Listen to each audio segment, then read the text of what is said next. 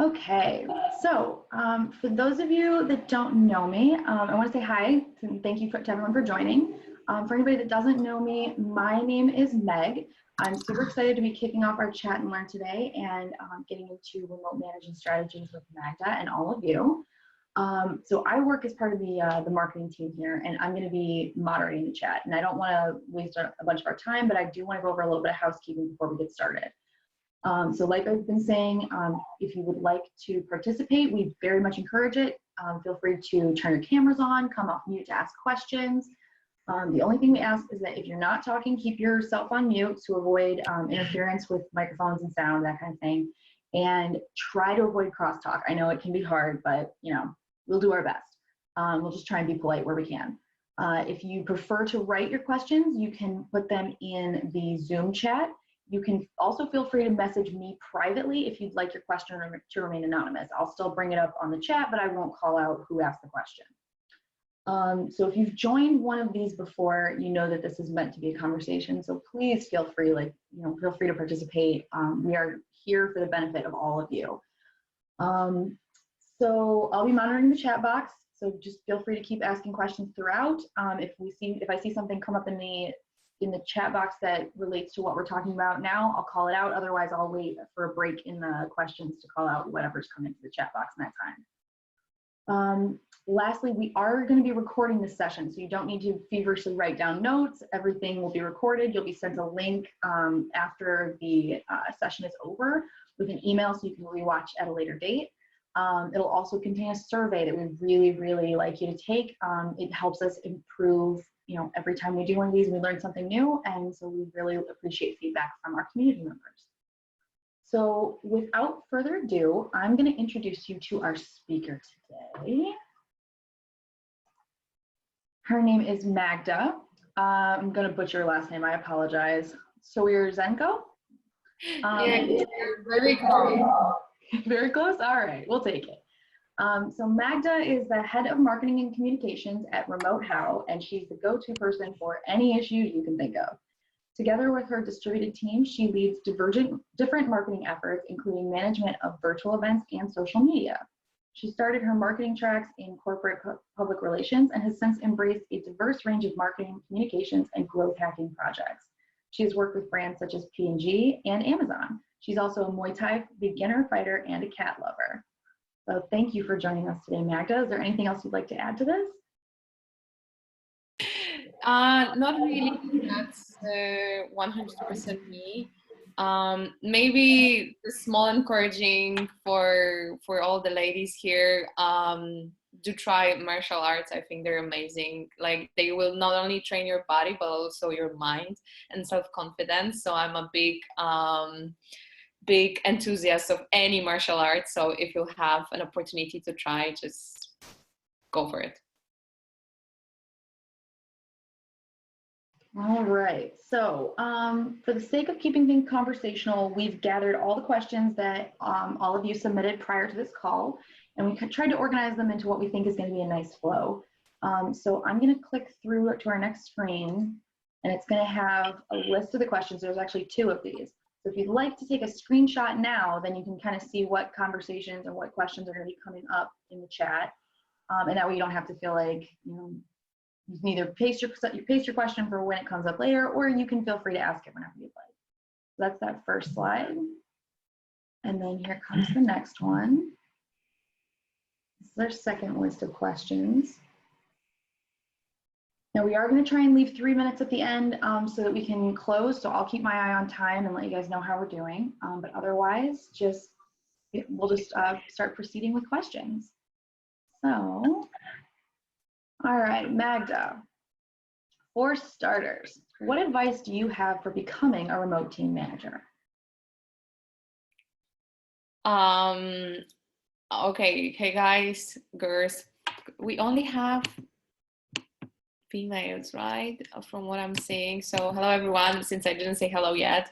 Yeah, before I jump into all the answers, just feel free to ask whatever you want or interfere with what I'm going to be saying. As I was sharing earlier with Kimberly, since remote work is evolving and there are many industries across, it looks a little bit different. Feel free to share your perspective or your experience so that we can all learn from it.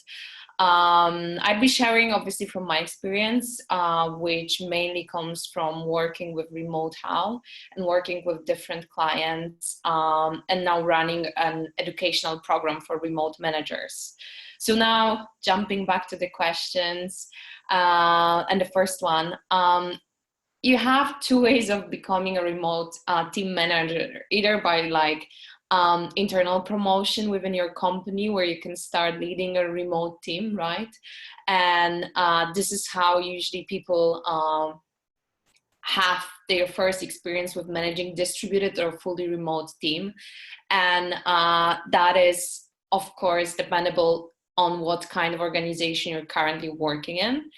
But the second is shifting to another company that is remote first and is looking for someone who to lead a remote team. Now, I know it might sound difficult to do so, like to change from being a manager on site to a manager of a remote team, but actually I've known many managers who have done this shift. And if you demonstrate the right mindset, the openness to the culture, and an interest in a company that is working remotely fully, then it's totally doable. So you have two ways of becoming a remote manager, I'd say, at least two most popular. And I'd say there is no like starter's kit for remote managers. I think the mindset and the attitude is the thing you should start with, and the rest will fall through. So hopefully that's some kind of advice. If someone's here new to remote work and you're thinking about becoming remote manager in a totally new company, then as I said, it's doable, and I've known people who've done it, so totally go for it.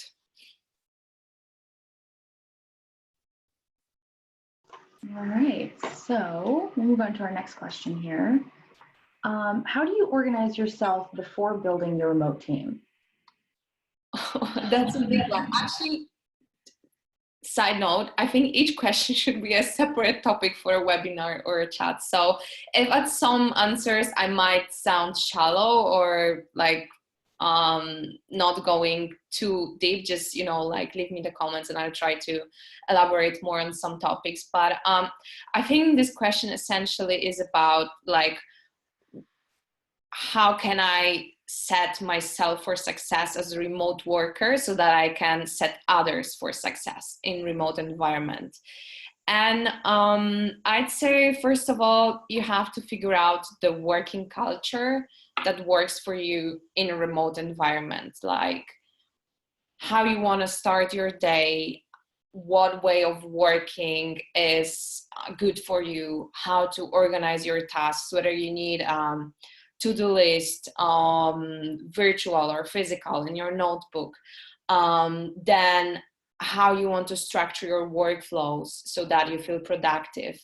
But also start observing things that make you procrastinate, or, you know, like that trigger the bad behaviors, or you slacking, or whatever it is. You know, being a little bit more self-conscious about your working culture and the way you plan for your day.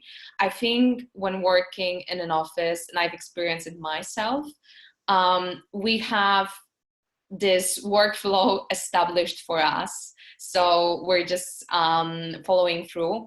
Whereas while working remotely, we have to own it. So knowing your working culture and establishing it before working with others is crucial for me. Then I'd say learning self-discipline and again, those bad triggers that are messing up with us and our productivity. And then when you're starting to work with other people, then I think it's very good to just share this, like, guys, I have issues focusing when particular things happen, or when I don't know, maybe on Fridays I have some issues with focusing on Fridays. Probably most of us do have, being upfront about it again. And then last thing, it's not directly connected with organizing ourselves, but for me it's number one skill for remote manager and any remote worker. It's communication. So before you jump in to managing people, make sure that you actually practice written oral communication. It can be as stupid as over communicating to your dog or to your cat or to your spouse, but make it but make it a habit that you're checking on the context, you're structuring right questions, and you're over communicating what the other person has just told you, and you're rechecking whether you've understood correctly. And I think those three things are like minimum that you have to fulfill and learn about yourself and practice before building or starting any remote team. I think that's a good basis to start from. So we have a question in the chat, and it actually dovetails with a question that's later on in our discussion, but I think it would work really well here. So I am going to jump around a little bit, even though I don't usually do this. So the question that we have later on is this one. What do you mean by in-office management practices versus remote team management? Some specific examples, please.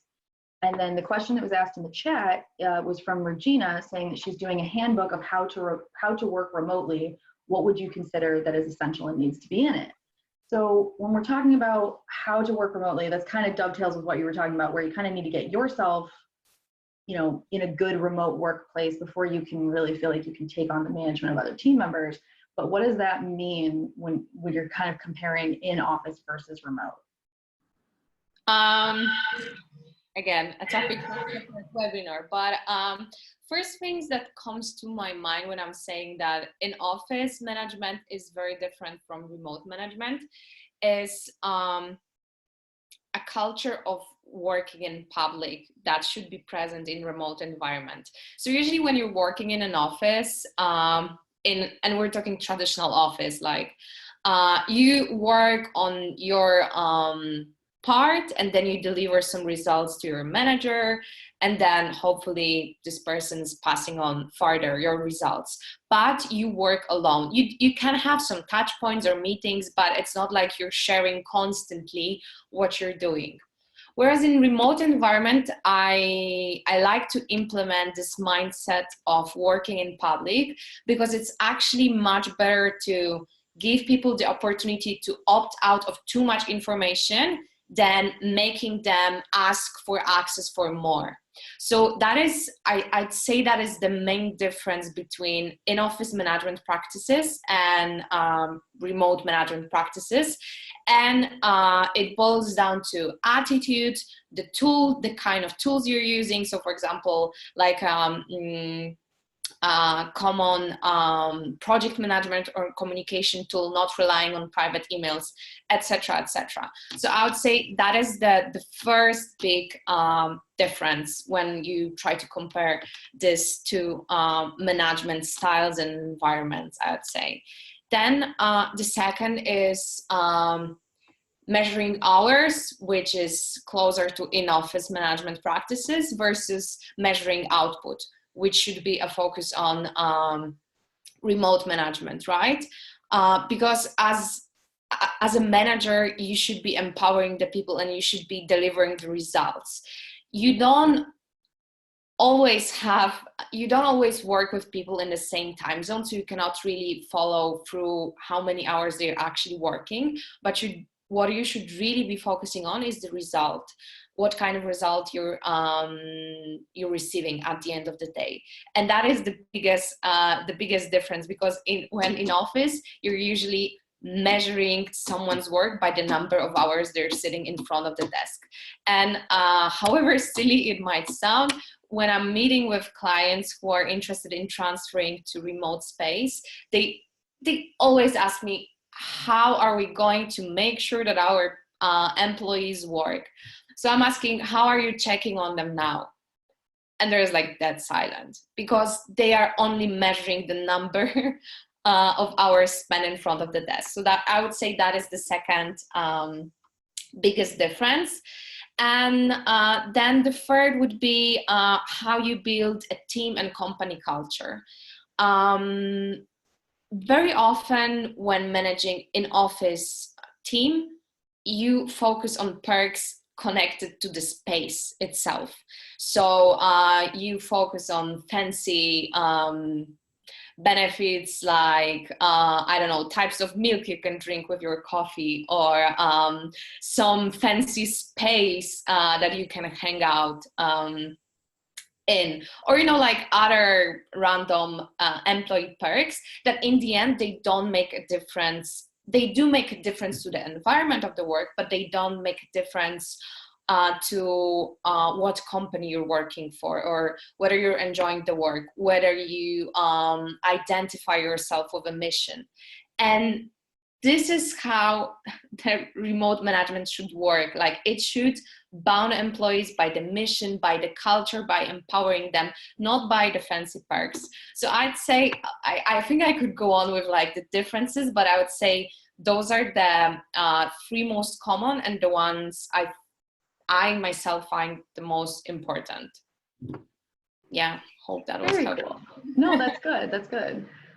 Tori came up in the chat saying that the over communication thing, she calls that working out loud. Like, a lot of people tend to, you know, make their to-do list in their head, and if you have to try and make that more of an external process, it can be hard. Like you said, I mean, like I definitely talk to my dogs all the time, but, you know, it helps to kind of make sure that you are over communicating and not under communicating. All right, so to get us back on track here. All right, so, and again, if your question gets asked and you want to give details or anything, feel free to come off mute if you'd like to, or go up in the chat if you'd like. So this person is having trouble setting goals for their team and implementing them in their remote environment. Would love to hear your ideas on how to organize this. I'd say it depends what kind of goals we're talking about. So usually when looking at the goals, I like to divide them into three categories. One, goals around your job description. So like the simple things that you were hired to fulfill, and you know, the metrics that that were described within your job description. That, of course, will vary from one job to another. And the second category I would say goals related to your promotion, or goals that you have to fulfill to get promoted or get a new role. And then the third category, I would say, goals related to your personal team members' ambitions. So first of all, I would investigate what kind of goals I'm having issues with setting with my team. And then a few generic things to keep in mind. There's whether they are actually smart. I'm not gonna like describe the whole concept of SMART goals, because I think we all know it, but it's something many people still tend to forget. So make sure they are actually smart. Then second is assessing what is needed to achieve them, and have this conversation with a person that's supposed to fulfill the goals. So not only me judging like what's needed for my team member to achieve this particular goals, but actually asking this person, what do you think is needed for you to achieve these goals? And then once we have this common sense of what are we missing to fulfill the goals, make an action plan. And that is, again, often missing. Making an action plan on how we're actually going to achieve these goals. Lastly, make sure to have a plan of revisiting these goals. That is, again, often missing. And depending on the length that we set for particular goals, I'd say at least revisit them once a week together with that employee. And if this is a challenge related to the goals that, for example, your leadership team gives you, and then you have to work them through with your team, then I'd say definitely make sure that you work on translating the goals. So again, have this conversation about assessing what's needed, whether your team feels those goals are realistic or not, how do they feel them, etc. Not just imposing the goals on them and, you know, done, I've presented the goals, but actually making them understand and help translating these goals to your team. So yeah, I would say these things. Okay, I think those are doable. All right, so next question. What are your best practices for managing team members that span in-office, teleworking, and remote all at once? First of all, whoever asked this, that's the greatest challenge. If you have all types of workers on site, remote, casually working from home. But as I'm trying to say here, put your remote employees in the first place. If you will organize your working culture, your meetings to be suitable to remote workers, then they will work for everyone else, because they are the most excluded group from all of the groups mentioned. So make sure you always give remote members an opportunity to participate, as I mentioned, in the meetings, in different kinds of activities that you might be doing with a team. And it might mean engaging them in activity itself, or just presenting the output and then asking for feedback. That, of course, depends like how distributed is your team, but always giving them an opportunity to participate would be the first thing. And then the second would be to really prioritize asynchronous communication and constantly making sure that everything is written down, over communicated. You provide the context. So even if something is happening in the office, your on-site team remembers to present it with the context, saying that, for example, we've had a meeting where we have discussed this and this, and our conclusion based on our discussion was that. Not just presenting, you know, like the conclusion, which again, I think it's often missed and very needed to give these remote employees feeling that they are in the loop, they are engaged, and they are you know, like full-time members of the team. Yeah. No, absolutely. Out of sight, out of mind. So it makes sense to kind of start with a focus on them, because the other people are far closer to the situation. But, you know, I had this conversation recently, like with some remote worker, and sometimes it really boils down to like this really small thing. So they had a Christmas party, and for the on-site workers, like the date was announced like 2 weeks beforehand, let's say. And for remote workers, it made a difference, because then the flight, like they were located all over US, so the flight tickets were relatively expensive 2 weeks prior to the event. So most of them decided not to fly in, right? Whereas you could have announced the date like a month before, or even like earlier, right? So like these small things, always thinking first about remote employees, and then everyone else will like just fall through. Yeah, makes sense. All right, so we get to skip this. Oh, no, here we go. Here's our next one. How do you inspire engagement for one-on-ones? I want my reports to lead the conversation primarily. I'd say this is what I'm doing personally, and this is what I advise a lot of people to do. First of all, engage your reports and people you're working with in co-creating the agenda of this meeting. So it's not only me communicating something to you and what I want from this meeting, but also asking like, what are your goals? What do you want from me? What do you need help with?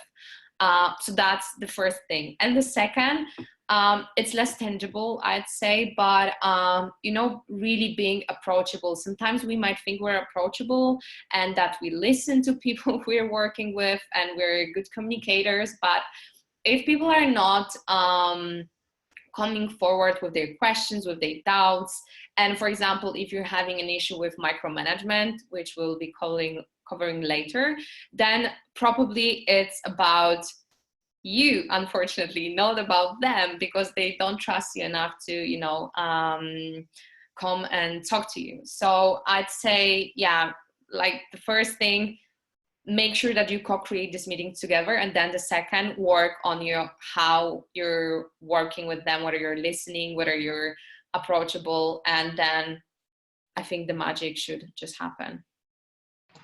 And it can honestly be just as easy as a Google Doc. I mean, I have two different team managers that I report to right now, and I have a different Google Doc for each of them. We both have access to it. It's literally just a blank Word doc where we throw in the date of our next meeting, and then as things occur to me that I want to bring up in that meeting, I get to throw it in there. But my, you know, my supervisors can take a look at that, you know, even if they don't have time to review it, you know, days in advance, they can even just review it a couple minutes before the meeting starts, so that way they know kind of what we're going to touch on. But, you know, it's a nice way that I don't feel like I'm just bringing like problems to them. I can also say like, you know, I can give a little bit more detail than you would in like a calendar note or something. But I mean, it's a really simple way to do it, and it gets me a little bit more engaged in the meetings and not just showing up saying like, okay, well, what do you want me to do next? For sure. Okay. So next question we have, the one we covered. So what are some best practices for following up without being a nuisance? I'd say, first of all, remember to agree on a follow-up when you're setting the plan. It's often missed, and then when a sudden follow-up comes, everyone's surprised, like, oh my God, they're checking on me. No, but if you agree on a follow-up and like the actual framework for the follow-ups, whether it's weekly, bi-weekly, monthly, then it just feels like a part of a plan and everyone's expecting it. So that would be the first thing to set you up for a success. And then the second, which I'm also trying to communicate it here, is about the context. So unfortunately, with remote work, we're often missing context because we just see, you know, like a message that pops up on our Slack or whatever other tool we're using. And we don't understand that, for example, someone is asking us this because they just had another meeting with someone else and now they need more details from us, which we would have seen in a regular office setup, probably. Or we don't know that someone has a bad day and they rushed into the office and I don't know, they were obviously worried about something, right? And so when you're doing this follow-up, you probably have some reasons for it, right? So I'd also advise to provide the context that, for example, someone asked me this and I just wanted to double check, or I don't know, I'm feeling anxious today about us not following the deadline. So I just wanted to check on you, whatever the reason is that you're asking for this unexpected follow-up that was not agreed in action plan. Just give the context and be honest about it.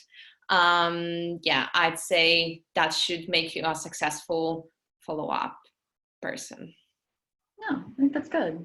I mean, you can always just preface it with like, hey, this is our scheduled, you know, I know we're not scheduled till tomorrow, but I have a conflict. Can I just touch base with you now, or, you know, whatever. Plus, it goes a long way to just like ask the question honestly, you know? Okay, how can you avoid micromanaging when you are a world away from team members? How do you, so there's this follow-up to this question. How do you get remote employees to put in the time they not only have committed, but that it takes to get the job done without nagging and micromanaging? obviously an option is to fire them, but what am I missing that should be done prior to ending the relationship? Well, that's not such an obvious option, but I think they are somehow connected, but they are also different, because the second question, I think I'd first investigate why is someone not managing to complete things on time, because like there might be various reasons for it. But coming back to the first one and micromanaging, when you're working with someone bored away, again, if you're micromanaging, that's probably because your teammates don't feel comfortable enough with asking your questions, sharing their problems, and I would consider it as a red flag for you as a manager and your manager-managee relationships, I'd say. So it might be a sign that you're not as approachable as you'd like to be, and I'd investigate it and ask honestly, like, why you're not coming forward to me, and then I have to micromanage, check up on you so many times. I know it's hard for many people to let go, but admitting that we are not experts in everything and we actually hired someone to be expert in something can build up our authority in a team. So I try to let go a little bit and actually rely on advice and expertise of our team members, and don't interrupt with like stupid suggestions. Like, for example, I'm managing marketing, right? So sometimes I have people coming to me with like this ridiculous suggestions that this should be a different color, or this just sounds off. I'd like phrase it another way. And this drives me nuts because I don't think that brings any value. So if you have, like, if you want to check on something, just to check on something and make sure that someone works, just let go. If you really want to bring a value to an outcome, then feel free to interrupt. And as mentioned earlier, work on whether people are approaching you first, or whether you have to, you know, approach them and check on every little detail and make sure that everything works as per plan. So yeah, I used to work with a few people who had micromanaging issues. So from an employee perspective, I can say that this is really like the worst thing that can happen, and it will just slowly burn out this person. Like, if you cannot demonstrate the trust, especially in a remote environment, and you're being micromanaged, that's like the worst thing. So if deep down there you feel like you might be having issues with micromanaging, then I'd say that's a strong red flag, and I would put a plan to work on it. Now, the second question was related to how do you get remote? Can you repeat it? Yeah. How do you get remote employees to put in the time they not only have committed to, but that it takes to get the job done without nagging and micromanaging? So if anybody had asked this, you might want to come off chat, because it sounds, I don't know about you, Magda, but I'm a little confused on if the question is about, yeah, like when is overtime needed to be put in, how you get people to do it without nagging, or if the question is more about like how to make sure butts are in seats as long as they should be. Yeah, as I said, like from the way it is structured, I'd first investigate like when someone is not being able to complete their job on time. That doesn't have to mean that they're slacking or they're whatever, they're working on something else. That can mean things like you haven't assigned enough human resources to complete this, or they have some external blockers within a company, whatever that is. And like checking on the roots of the problem, I wouldn't call it micromanaging. So whoever is facing this, make sure to check the reasons why this is not being done on time. Okay. So Magda, kind of sounds like your approach to this then is, as a manager, you check yourself first to see how maybe you're contributing to the issue. And then from there, like engage with the employees. So it's like a me first, and then I, check in with employees. Is that a good way to kind of sum that up? Yeah, I would say this is how I see the role of a manager is, first of all, not to block their team members, which again sounds very simple, but often is not. And then making sure that you give them all the tools, all the knowledge, all the space to make sure that they are able to fulfill their goals, whatever that goals are. So yeah, I definitely, that is the kind of approach I am personally implementing as a manager. And I've seen it successful for many remote managers. Awesome, thank you. Great. Okay, we'll move on to our next question. All right, so this person leads a team overseas and they are working in completely different time zone than this person, 15 hours ahead of them. They're constantly checking Slack to make sure that they're available when the team needs them, and they become restless because of this. Do you have any advice to mitigate this so that this person is not working 24/7? Do not work 24/7. Yeah, I think it's all about asynchronous communication, which is like essential for managing remote team. And it doesn't matter whether you're working blocks away or 15 hours ahead of someone. So make sure that you, like, everything is available asynchronously to your team and you communicate asynchronously. Again, provide a context, learn how to structure questions, learn how to write down, start new projects, for example, start topics on your channels.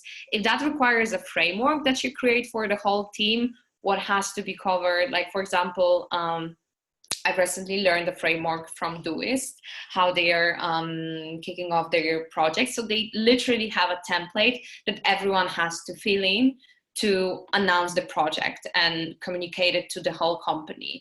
Like title, people involved, KPIs, timeline, next touch points, blah, blah, blah. So if you feel like you need to provide this kind of guidance to your team in order to have right asynchronous communication, do so. And require it from everyone. And lastly, it might, like, the reason this person feels like they have to check 24/7 their Slack, it might be because they haven't made it clear what kind of decisions can be taken independently by their team members. So then they feel like they have to always be online to either approve or stop something. But if you make clear, like, what kind of things they can take independently, then it's very clear. Or if you accept that it's very rare that you have like 100% certainty about something or like knowledge about something, and maybe 80% is enough to continue or start new project, new task, then you feel like you don't have to be online all the time. And last but not least, having some boundaries, like, for example, turning off your Slack or pause your inbox, whatever that is.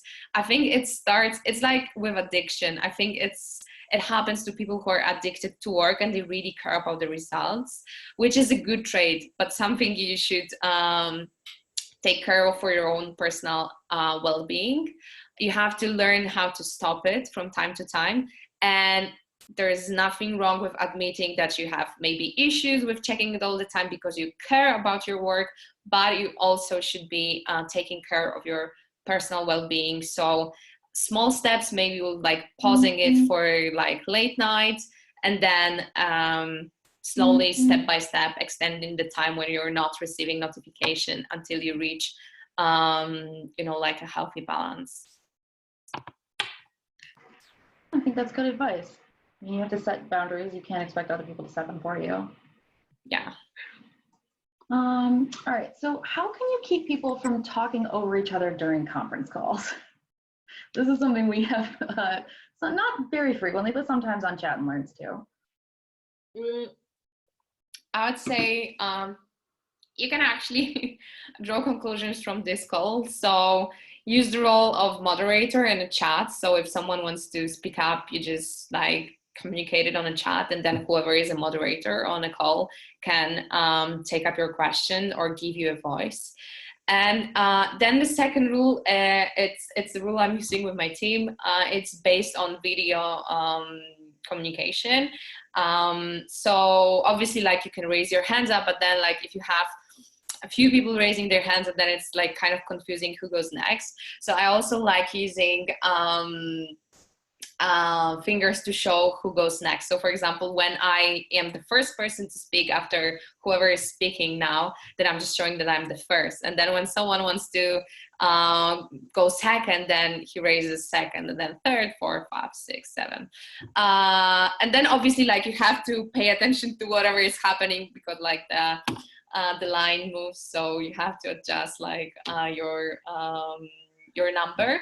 But yeah, it takes practice. So if you're really new to conference calls, then you just have to like work it out and test the waters, I'd say. But it's totally doable. I think like the key is either a moderator role or everyone working with video on. No, I think that's good. You know, I mean, we've tackled it with like throwing up a note in the chat of like, hey, I've got something to address, and then we go in order of that. We've done it with the video thing too, but I think sometimes that gets dicey with team members all over the world. Not everybody has a great internet connection that will support the video. And then we've also done it where you kind of have to like hand off to another person. So it's like a more, not quite like trucker radio version of it, but we kind of have like, you know, like phrases you do when you're like at the end of whatever you're saying. So yeah. What are your thoughts about a hierarchical structure?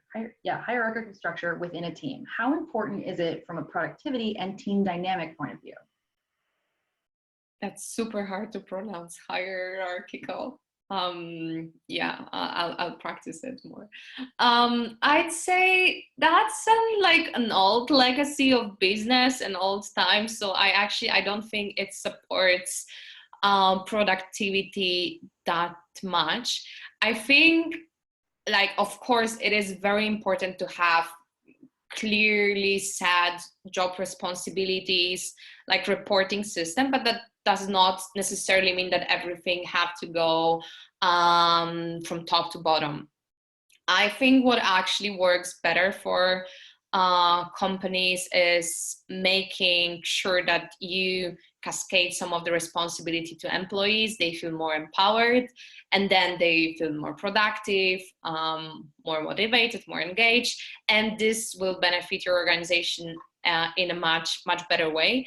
And I'd actually like to believe that modern companies should exist more as networks where everyone can work with everyone, and you can like have cross-functional teams where you can take the best out of different departments, different seniority to create the best outcome, than rather to have very hierarchical companies and teams structured in an old-fashioned way. I think that supports productivity, dynamic, and many other important factors inside the company. Yeah, that's a big one to tackle. All right, do you have any suggestions for team building while remote? I have tons. Again, that's like a topic for a book.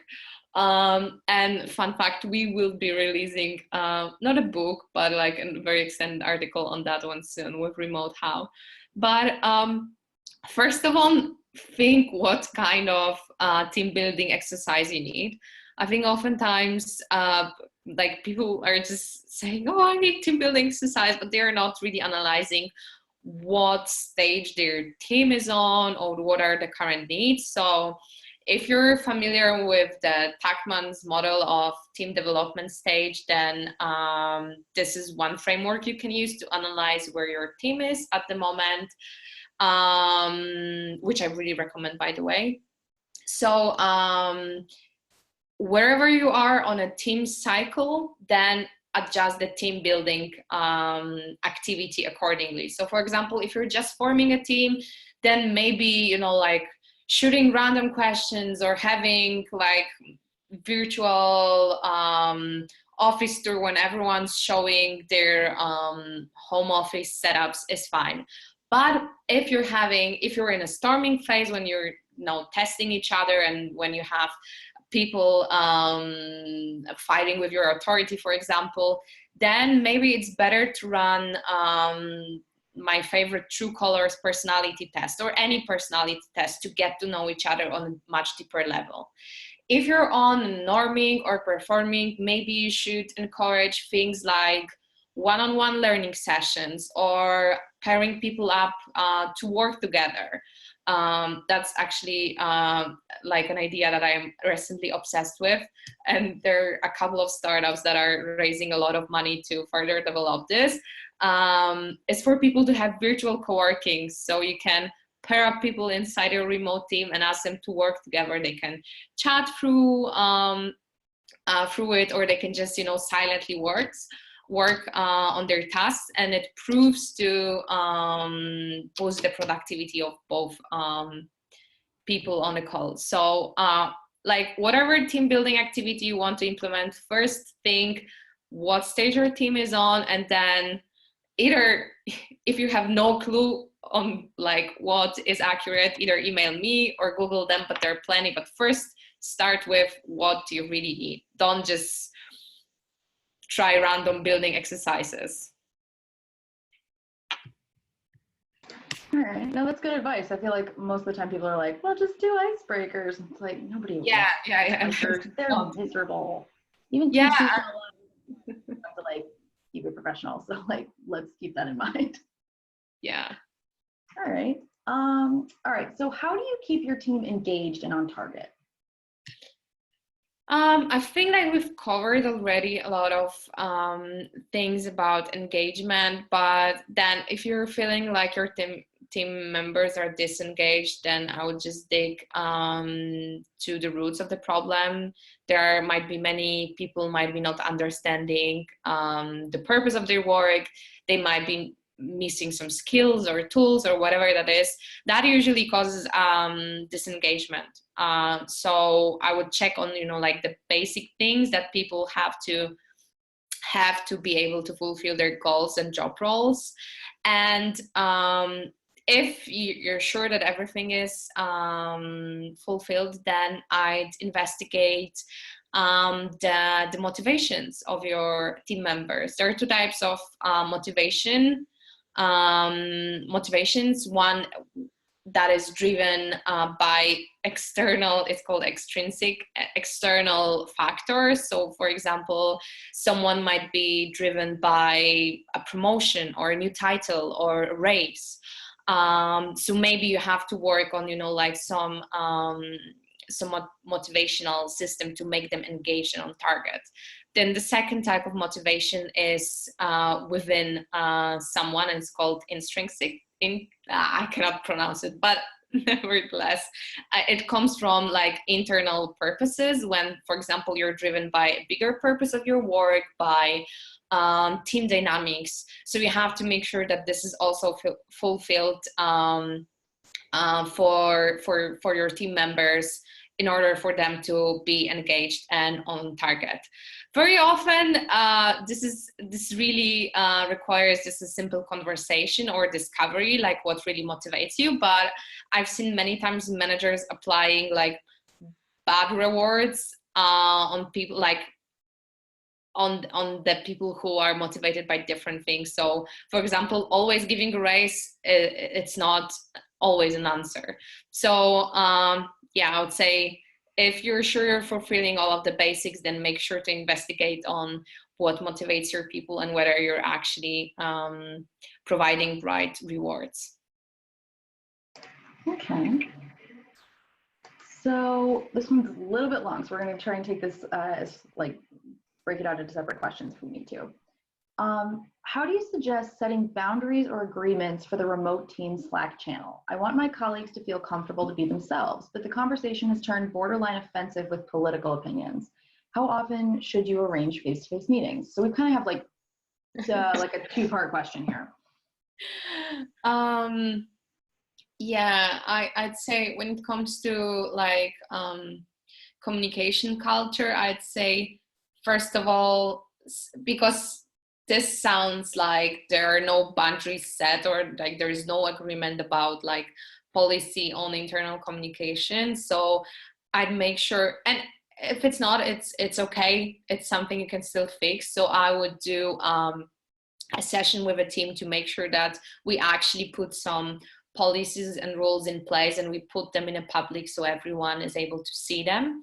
And then I do a thing that I'm calling ambassador, culture ambassadors.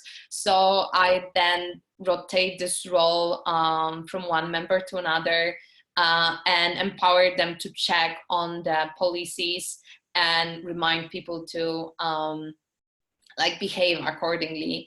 I know it sounds odd, but if you actually do this and follow this for some time, it will become natural for people to, remind themselves about certain rules that you've all agreed on. Now, the second part of the question was related to face-to-face meetings.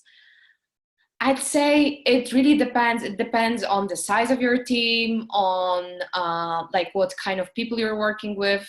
If you're working with people who are maybe motivated by internal factors and they need to discuss it often, maybe it should be, maybe you should arrange these meetings more often. But I'd say once a month probably would be like a recommended minimum from my side. But then also don't do one-on-one meetings because you've agreed on them and then have no purpose for them, because it's a waste of time. Always make sure that there is like some agenda or a purpose. Now, if it was about like physical face-to-face meetings, then I'd say depends on the budget. But again, something that is advised is to have meetings for like a crucial kickoffs, or like starting points for the projects, or like the product development phases. So depends. Yeah, I mean, I feel like that it depends is going to apply to a lot of these questions too. I mean, I don't know, from my perspective, I have bosses or I have supervisors that I, have meetings with that are scheduled. And if we don't have anything really to discuss, we'll kind of call that out ahead of time and then shorten the meeting from an hour to like 5 minutes, and then just do kind of like a friendly catch up. Like, how are things going? How are you doing?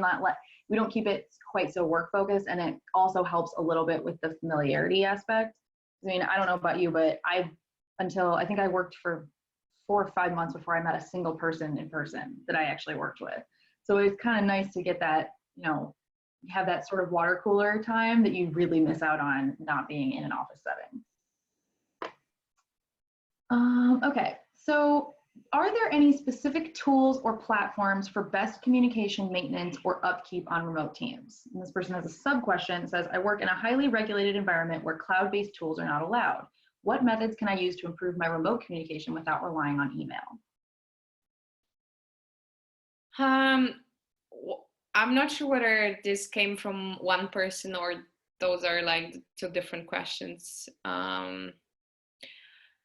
So when it comes to highly regulated environment, obviously, I'm not sure what kind of industry we're talking here, but it's good to check, what kind of teams or maybe parts of the business are regulated, because, for example, maybe only compliance team or legal team or whichever team has to work on certain types of tools. And we've had this case with Royal Bank of Scotland when they've actually did an audit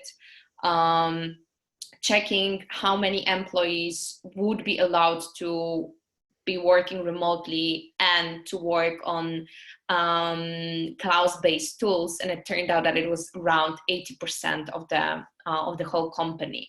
So then they have implemented all the best practices for the 80%, and then the 20% remained working according to the regulations. So I would say check, maybe it doesn't apply to the whole company, maybe certain teams, and you can kind of make them work on email, and you can use more modern methods. Otherwise, building custom tools that would be similar to cloud-based tools. Me personally, I cannot imagine working and relying only on email. If that's still the case, then I'd try to replicate some of the best communication practices from tools like Slack or Twist on email by, I don't know, maybe teaching people how to organize their inbox, how to label, how to name the threads, like who to involve into different emails so that everyone's in the loop. So yeah, I'd say that is my advice. And then when it comes to like other platforms for communication that are mostly cloud-based, I am personally a big fan of Twist, which promotes asynchronous communication.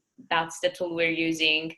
But frankly speaking, any communication tool you're using, you're a winner if you apply like certain rules on using them. Just the tool does not solve the problem, but if you implement it properly and if you have some ways on working on it, then this is where the magic happens. Oh, very solid advice. Okay, so we've got one more here. All right, so we're gonna open it up. If anybody has any questions that they have yet to ask, I'd like to kind of reach out here. We've got about 4 minutes left in the chat, so we probably have time to take maybe one more question.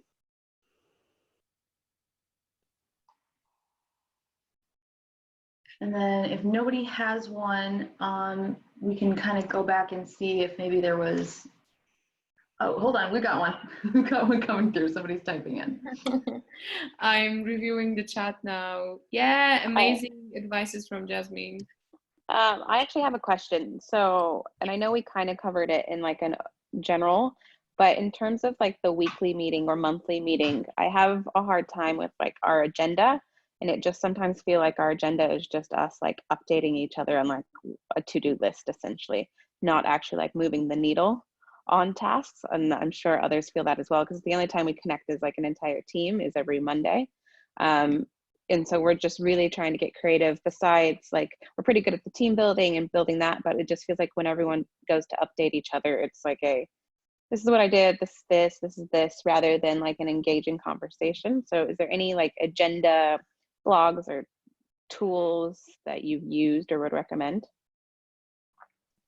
Again, I think that is a little bit bigger issue than just changing an agenda, because if you're updating each other, that might be, you know, like a signal that you need to be updating each other. And maybe you should keep the updates, but move them to a Slack channel or whatever, and do them daily so that managers can see what's happening.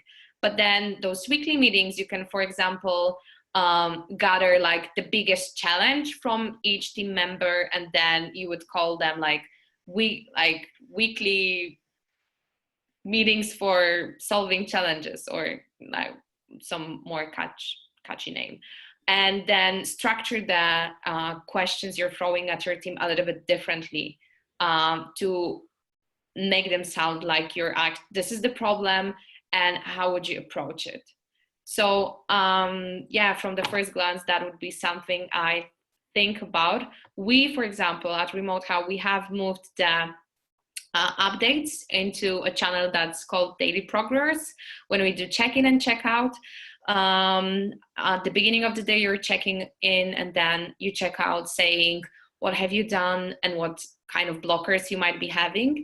And then on the meetings, we do like these casual chats, and then we discuss the challenges or the blockers or things that are cross-functional. So it doesn't feel like we're doing like this traditional update. I've been on Daily by Torre. That's also a distributed company. They're based in, I think, Colombia or Brazil, and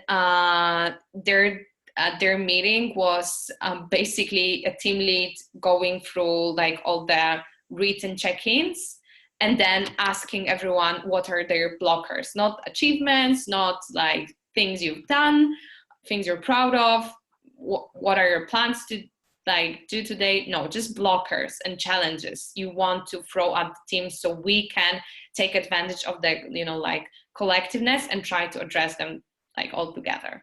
So maybe that's an idea to solve this. Yeah, okay, thank you. All right, we've got one more question from the chat and then we'll wrap it up here. Jake Maxwell had asked, how do you manage senior employees who have been at a company longer than you and get a case of senioritis, meaning they're reluctant or combative to change? Now you're their manager and trying to implement new processes.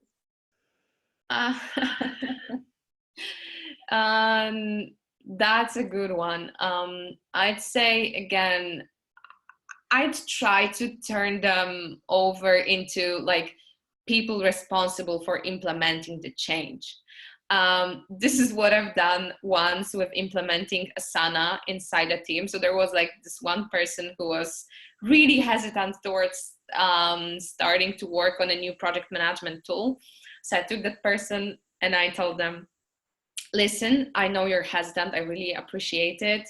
Your concerns, it shows that you really care for the team. You really want the best. And this is exactly why I want you to be responsible for implementing it, because I'm sure you will do it in the best way possible. You'll spot all the challenges and, you know, like you have all this experience that I want to take advantage from. And actually, it turned out that like a few weeks later, this person was like the biggest promoter of the new tool and successfully implemented it. So maybe that's one way to work around it, to try to turn your haters into champions by empowering them and by trusting in their seniority and experience.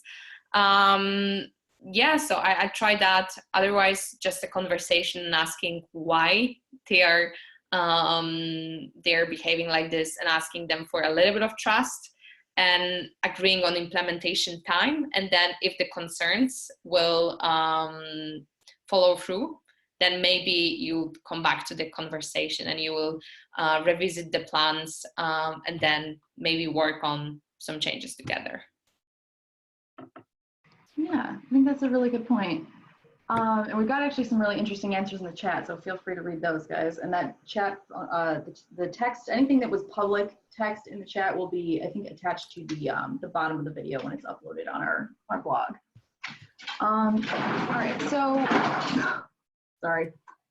So we've got, we've rounded out the end of our chat. I want to thank everybody that joined us today, especially Magda for giving us your time and expertise. Thank you to everyone who volunteered questions, both before the chat and during. It was very, very engaging for everyone, I think. And I just want to make sure everybody knows, so you'll be getting an email with a link to the video once it goes live on our blog. That'll also have a survey that we really, really appreciate you taking. Again, it's how we kind of learn and what we need to change about this, about this platform and how we hold these chats going forward. So thank you so much to everyone.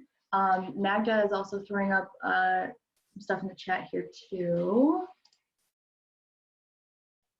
All right. Okay, so Magda, I'm sorry, I didn't mean to cut you off, but thank you so much for joining us.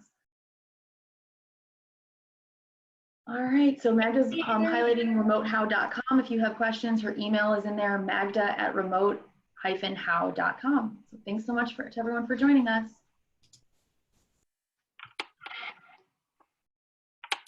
Bye.